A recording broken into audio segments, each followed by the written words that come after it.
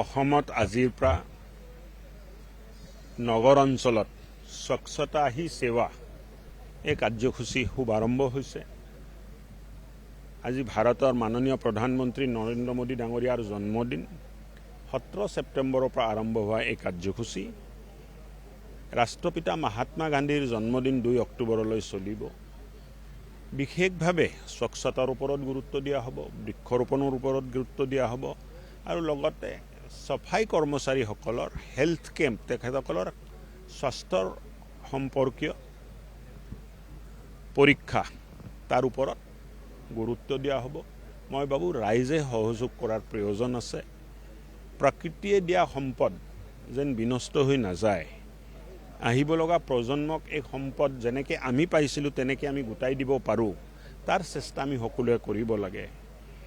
ৰাইজৰ সহভাগিতা